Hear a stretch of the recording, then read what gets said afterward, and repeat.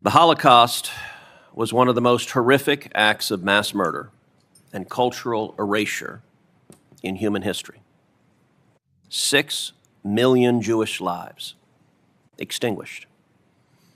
Entire families wiped from the record, and their property scattered, sold, and far too often displayed without shame. Go to Auschwitz. Walk the grounds. Read the diary of Anne Frank. Hear the testimony of survivors. The brutality was not random. It was deliberate. It was not the chaos of war. It was the cold, bureaucratic precision of evil. In the echo of history's darkest chapter, justice still whispers. The Holocaust, a systematic attempt to erase a people, their culture, their art, their very names from the pages of humanity. Yet, even decades later, pieces of that stolen identity, the paintings, the letters, the heirlooms, remain scattered, hidden, and unreturned. Today, in a rare moment of unity, Congress steps forward, not just to legislate, but to remember. Because justice for the victims of genocide cannot expire with time. This is Behind the Podium, where words meet conscience and history demands truth. Thank you, Mr. Chairman. This committee today is considering incredibly important bipartisan legislation. I thank Senator Cornyn for his leadership here, Senator Blumenthal.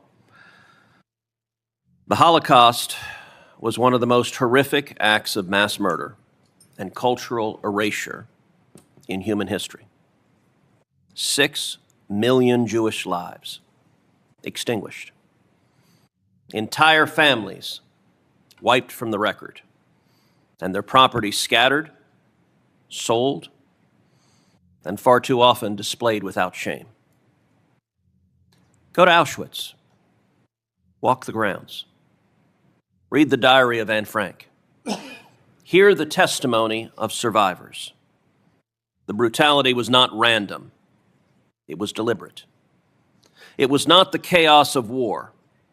It was the cold, bureaucratic precision of evil. Those who survived did so by hiding under floorboards, in cellars, in ship berths, clinging to life as the world around them burned.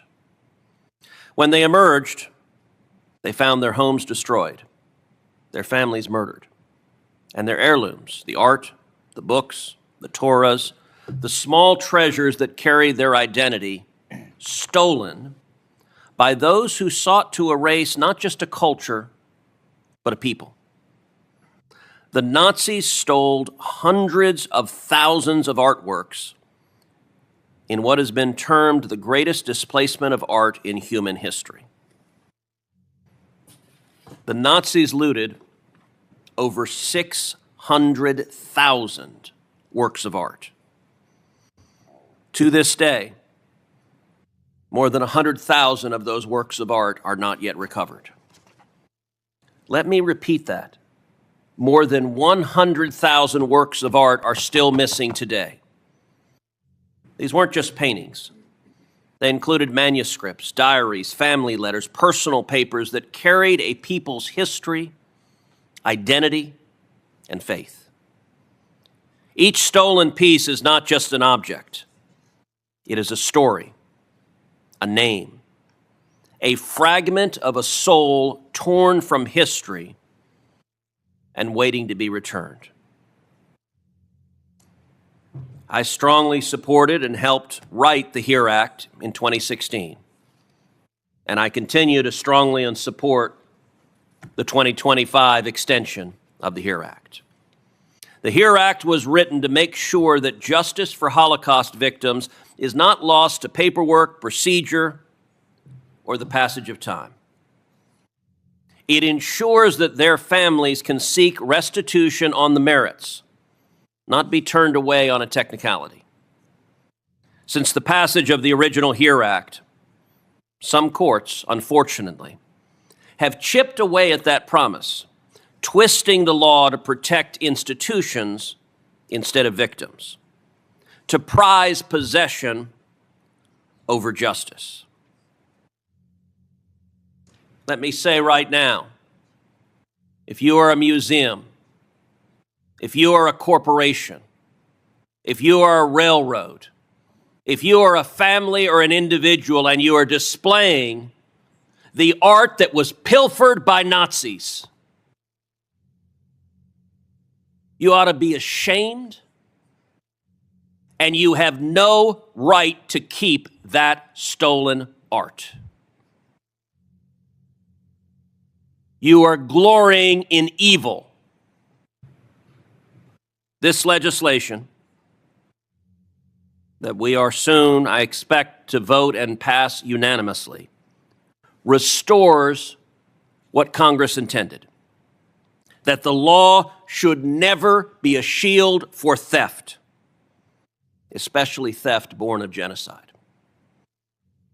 The law was never meant to be a refuge for those who profit from theft, let alone the systemic extermination of an object's original owners. Supporting and strengthening the HERE Act is not just about restitution. It's about remembrance. It's about telling the truth and refusing to let history or its victims be brushed aside. Because justice delayed is not justice denied unless we let it be.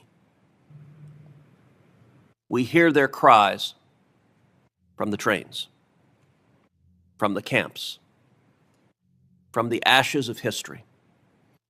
Through the HERE Act, we hear the pleas of the victims of the Holocaust, and we are acting as a Congress and as a nation to deliver justice in the shadow of one of humanity's greatest atrocities. Thank you.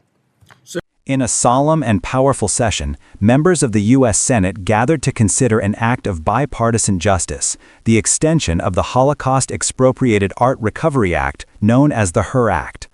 The discussion was not political theater. It was a moment of moral reckoning. Senators across the aisle reflected on one of humanity's deepest wounds, the Holocaust. 6 million Jewish lives extinguished, families wiped out, and their possessions scattered. Yet beyond the loss of life lay another theft, one of heritage, identity, and culture. The Nazis didn't just murder, they erased. They stripped families of their art, manuscripts, diaries, and sacred texts. Over 600,000 artworks were stolen in what historians call the greatest displacement of art in human history. To this day, more than 100,000 remain missing, locked in private collections, museums, and corporate archives. The HERE Act was first passed in 2016 to ensure survivors and their descendants could reclaim what was taken from them, not through a maze of legal technicalities, but through the simple principle of justice. However, as time passed, loopholes in court decisions began to weaken that promise. Institutions began using the law as a shield, protecting possession rather than restoring what was stolen. That's what the 2025 HERE Act extension aims to fix. It restores the intent of Congress, that justice must never be denied because of paperwork, bureaucracy, or the passage of years. The Senate's message was clear: stolen art must be returned. Museums, corporations, and private owners displaying looted works should not hide behind history's fog. They should face it. This isn't just about paintings or property, it's about remembrance. Each stolen artifact tells a story of a family, a home, a culture violently uprooted. Returning these works is an act of restoration, not just of ownership, but of dignity. One senator's words resonated deeply. If you are displaying art pillaged by Nazis, you ought to be ashamed. You have no right to keep that stolen art. You are glorying in evil. Those words cut through the political formality of the chamber, echoing as a moral call to conscience. This legislation reminds the world that law is not meant to protect theft, especially theft born of genocide. The Holocaust may have ended 80 years ago, but justice remains unfinished. Through this act, America sends a message that memory matters and that history will not be rewritten to comfort the comfortable. Behind the Podium stands as a reminder that even in legislative halls, humanity can speak with humility, courage, and conviction. Because justice delayed is not justice denied, unless we allow it to be.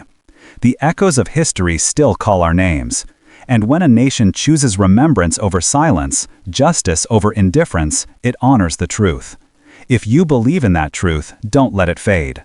Like, share, and subscribe to Behind the Podium, where words shape legacy and justice speaks through time.